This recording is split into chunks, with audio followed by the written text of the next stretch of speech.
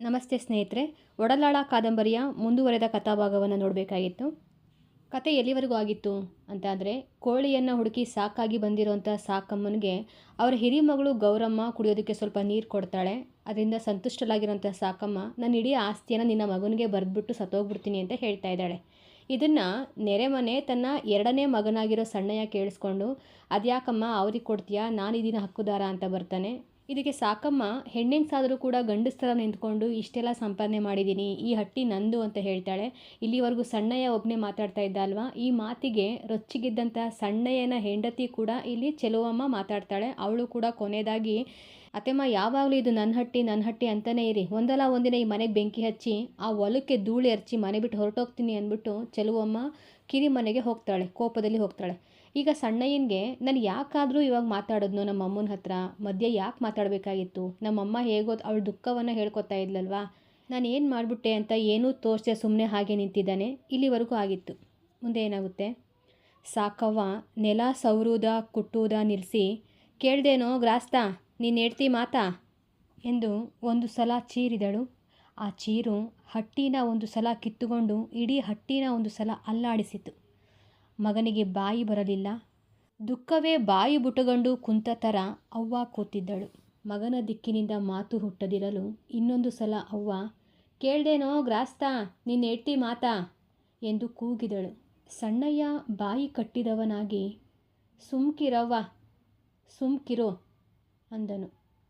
ಸಾಕವನ ಕ್ಯಾಣ ಅದಕ್ಕೂ ಎದ್ದಿತ್ತು.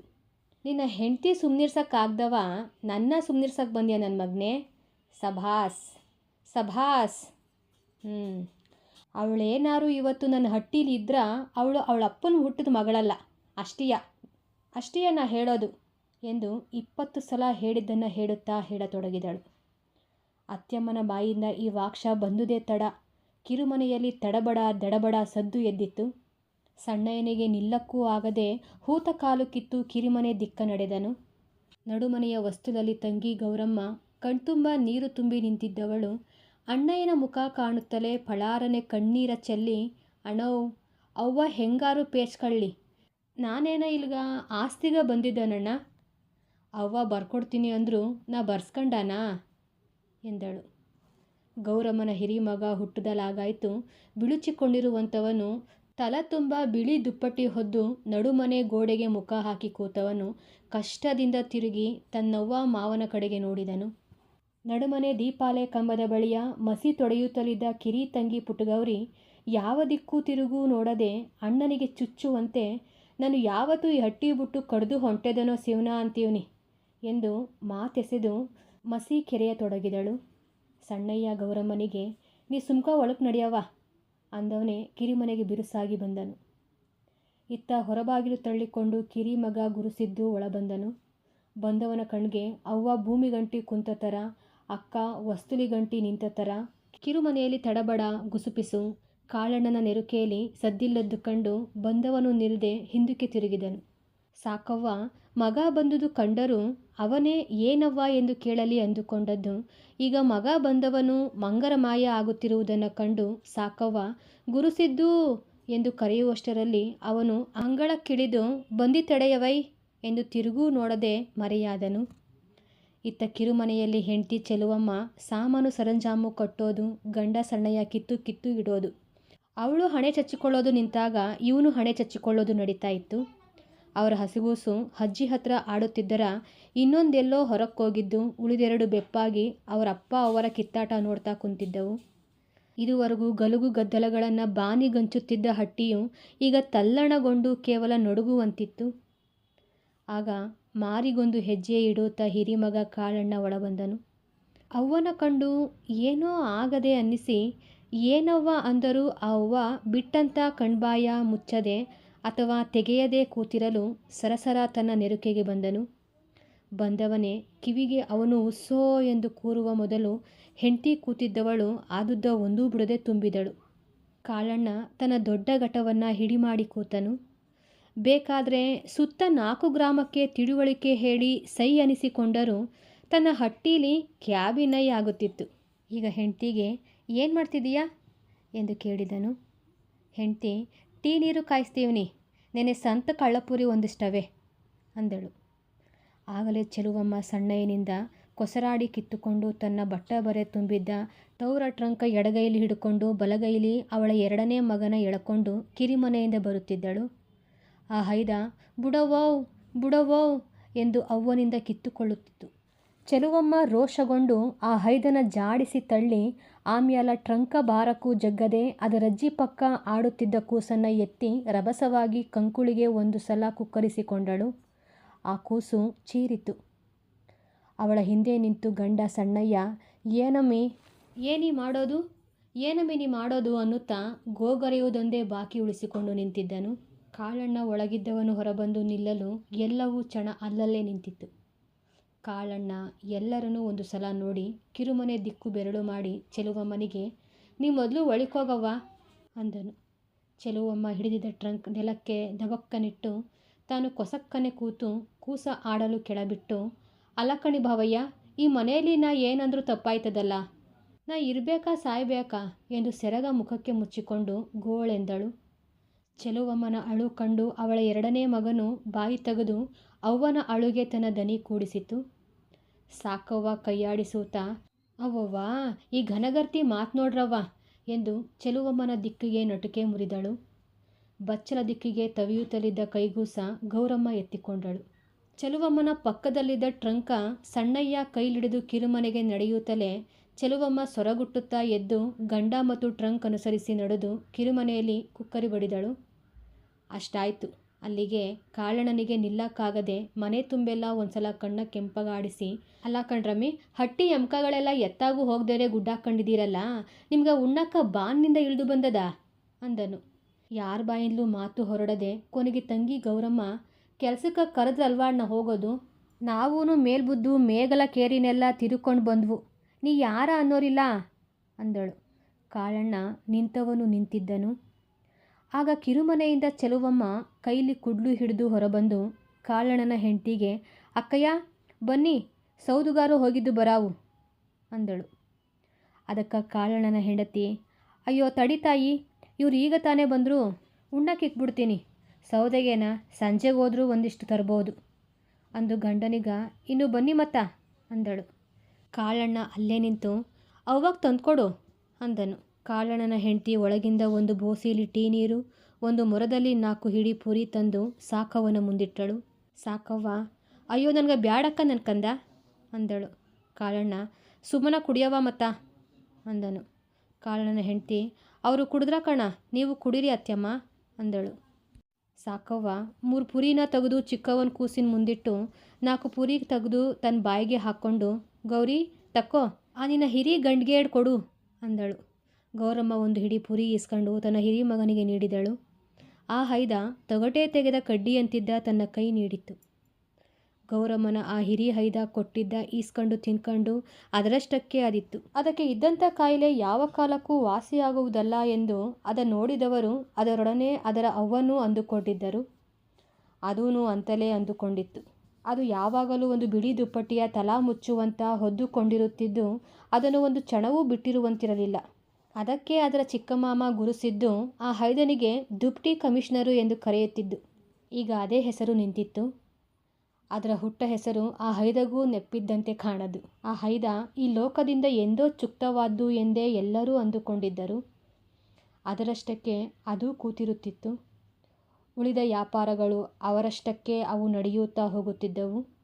ದೀಪಾಲೆ ಕಂಬದ ಬಳಿಯ ಮಸೀನ ಪುಟ್ಟಗೌರಿ ಪೂರ್ತ ತೊಡೆದು ಈಗ ಬೆಳ್ಳಗೆ ಕಾಣುತ್ತಿತ್ತು. ನಡೊತ್ತಿನಲ್ಲಿ ಕೈಲಿ ಸ್ಕೂಲ್ ಉಪ್ಪಿಟ್ಟು ಹಿಡಿದು ಈ ಸ್ಕೂಲು ಮುಗಿಸಿ ಸಿವು ಬಂದನು. ಮ್ಯಾಲ ಉರಿಯೋ ಸೂರ್ಯ ಕ್ರೂರವಾಗಿ ನೆಲಕ್ಕೆ ಕೆಂಡ ಉಗುಳುತ್ತಿದ್ದನು.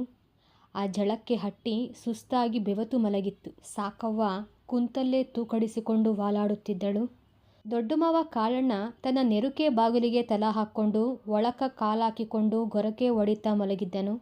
ಮಾವನ ತಲ ಮಾವನ ಹೆಂಡತಿ ತೊಡ ಮ್ಯಾಲಿತ್ತು. ಅವಳು ಮಾವನ ತಲೆನ ಬಗ್ದು ನೋಡ್ತಾ ಹೇನು ಬೇಟೆಯಲ್ಲಿ ಮುಳುಗಿದ್ದಳು. ನಡುಕಲ ಮಾವ ಸಣ್ಣಯ್ಯ ಎಲ್ಲೋ ಹೋಗಿದ್ದನು. ಅವನ 2 ಹೈಕಳು ಅಂಗಳದಲ್ಲೇ ಬಿದ್ದುಕೊಂಡಿದ್ದವು. ಅತ್ತ ಕಿರುಮನೆಯೊಳಗ ಚೆಲುವಮ್ಮ ಮಲಿಕ್ಕಂಡು ತನ್ನ ಕೂಸ ತಟ್ಟಿ ಮಲಗಿಸುತ್ತಿದ್ದಳು. ಅವಳ ತಲೆ ದೆಸೆಯಲ್ಲಿ ಕೂತು ಅವಳ 2ನೇ ಹೈದ ಬೋಸೆಯಲ್ಲಿ ಮಿಕ್ಕಿದ್ದ ಉಳಕೆ ತಂಬುಲಿಗೆ ನಾಲಿಗೆ ಅರ್ಪಿಸಿತ್ತು. ಇತ್ತ ನಡುಮನೆಯಲ್ಲಿ ಶಿವು ಅವ್ವ ಗೌರವ್ವ ನೆಲಕ್ಕೆ ಸೆರಗ ಹಾಸ್ಕೊಂಡು ತನ್ನ ಹಿರಿ ಮಗನ ಪಕ್ಕ ಮಲಗಿದ್ದಳು. ಶಿವು ಅಣ್ಣ ದುಪ್ಟಿ ಕಮಿಷನರು ಬಿಳಿ ದುಪ್ಪಟ್ಟಿ ಹೊದ್ದುಕೊಂಡು ಅಲ್ಲಾಡದೆ ಕುಂತಿದ್ದು ಗೋಡೆ ನೋಡುತ್ತಲಿತ್ತು. ಆ ನಡುಮನೆ ಬೆಳಕಲ್ಲಿ ಶಿವುನ ಚಿಕ್ಕಮ್ಮ ಪುಟ್ಟಗೌರಿ ಕುಕ್ಕರಗಾಲಲ್ಲೇ ಕೂತು ಲಂಗದ ಮ್ಯಾಲಕ್ಕೆ ಸೀರೆನ ಎತ್ತಿ ಕಟ್ಟಿಕೊಂಡು ಒಂದು ಗ್ಲಾಸಿನಲ್ಲಿ ನೀರಿಗೆ ನೀಲಿ ಕಲಿಸುತ್ತಿದ್ದಳು. ಶಿವು ಬಂದು ಎದುರ ನಿಲ್ಲುತ್ತಲೇ ಅವಳು ತುಟಿಯ ಹಿಂದಕ್ಕೂ ಮುಂದಕ್ಕೂ ಮಾಡಿ ನವುಲು ಬರಿತೀನಿ ನೋಡ್ಕ ಅಂದಳು. ಶಿವು ಎಷ್ಟಾಗುತ್ತೋ ಅಷ್ಟೂ ಕಣ್ಣಗಲಿಸಿ ಅಲ್ಲೇ ಕೂತನು. ನೀಲಿ ಕಲಸಾದ ಮ್ಯಾಲೆ ಪುಟ್ಟಗೌರಿ ಶಿವು ಕಲಿದ ಇಸ್ಕೂಲ್ ಉಪ್ಪಿಟ್ಟು ನೋಡಿ ತಿನ್ಕಾದ ಅಂತಲೇ ಶಿವು ನಿಂಗೂ ವಸಿ ಬೇಕಾ ಅಂದನು. ಅದಕ್ಕವಳು ಬ್ಯಾಡ ನಿಮ್ಮಣ್ಣನಿಗೂ ವಸಿ ಕೊಟ್ಟು ನೀನು ವಸಿ ತಿಂದ್ಕ ಅಂದಳು. ಶಿವು ಆ ಉಪ್ಪಿಟ್ಟನ್ನು 2 ಭಾಗ ಮಾಡಿ ಒಂದೊಂದು ಕೈಲೂ ಒಂದೊಂದು ಹಿಡಿದು ಅದರಣ್ಣ ದುಪ್ಟಿ ಕಮಿಷನರ ಬಳಿಗೆ ಬಂದು ಒಂದು ಕೈ ನೀಡಿ ಅಣ್ಣವ್ ಅಣ್ಣವ್ ಅಂತು. ಆ ಅಣ್ಣ ಕುಂತೇ ಇದ್ದು ಎಷ್ಟೋ ಹೊತ್ತು ಆದ ಮ್ಯಾಲ ತಮ್ಮನ ದಿಕ್ಕ ತಿರುಗಿ ಕೈಯ ನೀಡಿತು. ಈ ಚಲಕಡ್ಡಿಗೆ ನೀಲಿ ಅಜ್ಜಿಕೊಂಡು ಪುಟ್ಟಗೌರಿ ನವುಲ ಕಾಲಿಂದ ಆರಂಭಿಸಿದಳು. ಪುಟ್ಟಗೌರಿಯ ಕೈಗಳಿಗೆ ತನ್ನ ಕಣ್ಣು ಕೊಟ್ಟುಬಿಟ್ಟಿದ್ದ ಶಿವು ಅಯ್ಯೋ ಚಿಕ್ಕಿ ಎಲ್ಲಾರ ಮೊದಲು ಕಾಲು ಬರ್ದಾರಾ ಎಂದು ಬೆರಗಿಂದ ಅಂದನು.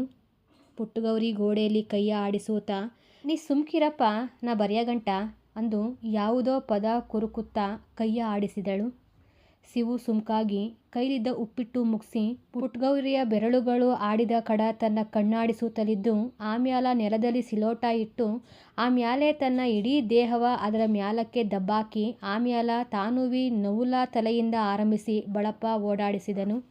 ಹೀಗಾಗುತ್ತಾ ಎಷ್ಟೋ ಹೊತ್ತಾದ ಮ್ಯಾಲ ಪುಟ್ಟಗೌರಿ ನೋಡೀಗ ಅಂತಲೇ ತಲೀನ ಸಿಲೋಟಲ್ಲಿ ಮುಳುಗಿಸಿ ನವುಲ ಬರಿತಿದ್ದ ಶಿವು ತಲ್ಗ ಎತ್ತಿ ನೋಡಿದ್ರೆ ನಡುಮನೆ ಗ್ವಾಡ ಬಲಪಕ್ಕದಲ್ಲಿ ನೀಲಿಲಿ ಮೂಡಿದ್ದ ನವುಲ ಶಿವುನ ನೋಡ್ತಾ ಕುಣಿತಿತ್ತು. ಶಿವುಗೆ ತಡ್ಕೊಳ್ಳಕ್ಕಾಗದೆ ಉಜ್ಜೋ ಎಷ್ಟು ಚಂದಾಗದೆ ಎಂದು ಚಪ್ಪಾಳೆ ತಟ್ಟಲು ಅವನ ಚಪ್ಪಾಳೆ ಗಲುಬು ಹಜಾರದಲ್ಲಿ ತೂಕಡಿಸುತ್ತಾ ವಾಲಾಡ್ತಾ ಕುಂತಿದ್ದ ಸಾಕವನ ಎಚ್ಚರ ಮಾಡಿತು. ಅವಳು ಕಣ್ಣು ಬಿಡ್ದೇನೆ ವಾಲಾಡ್ತಾನೆ ಯಾರಮ್ಮಿ ಕೂಸ ಒಳಗ ಅಂದಳು.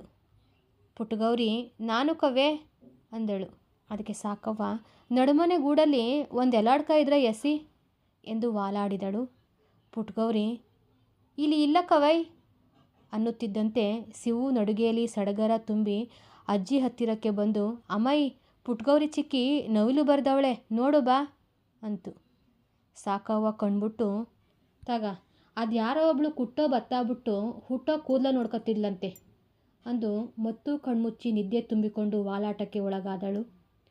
ಅವ್ವನ ಮಾತುಗಳು ಪುಟ್ಟಗೌರಿ ಕಿವಿಗೆ ಚಿವುಟಲು ಅವಳು ಊಕವವ್ ಇಲ್ಲಿ ಭತ್ತ ಕುಟ್ಟಕ ಗುಡ್ಡಾಕಿ ಮಡ್ಗದ ಎಂದು ಮಾತೆಸೆದು ಇನ್ನೊಂದು ಪಕ್ಕದಲ್ಲಿ ನವುಲು ಬರೆಯಲು ಕಣ್ಣಂದಾಜು ಇಡುತ್ತಾ ನಿಂತಳು. ಹೀಗಾಗುತ್ತಾ ಕೊನೆಗೆ ಸಾಕವನ ಕಣ್ಗಳಿಂದ ನಿದ್ದೆ ಅನ್ನೋದು ನೆಗೆದು ಹೋಯಿತು.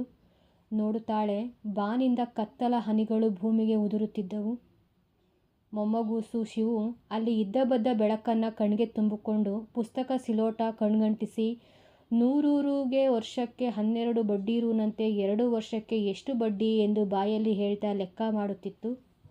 ಹಿಂದಲ ನೆಪ್ಪಿಗೆ ಸಾಕವ್ವ ಬಿದ್ದು ಶಿವುನ ಕರೆದು ನೋಡಪ್ಪ ಆಗ ನಿಮ್ಮವ್ವ ನಿಂಗೆ 7 ತಿಂಗಳು ಬಾಣ್ತಿ ನಾನು ಕೊಳ್ಳೆಗಾಲದಿಂದ 12 ರೂಪಾಯಿ ಕೊಟ್ಟು ತಂದಿದ್ನಲ್ಲ ಆ ದೊಡ್ಡ ಚಲುಗವ ರತ್ನವ್ವನ ಹಟ್ಟಿರಿ 6 ರೂಪಾಯಿಗ ಅಡ ಇಟ್ಟಿವ್ನಿ ಈಗ ಅಸಲು ಬಡ್ಡಿ ಸೇರಿ ಎಷ್ಟಾದು ಹೇಳು ಮತ್ತ ಅಂದಳು.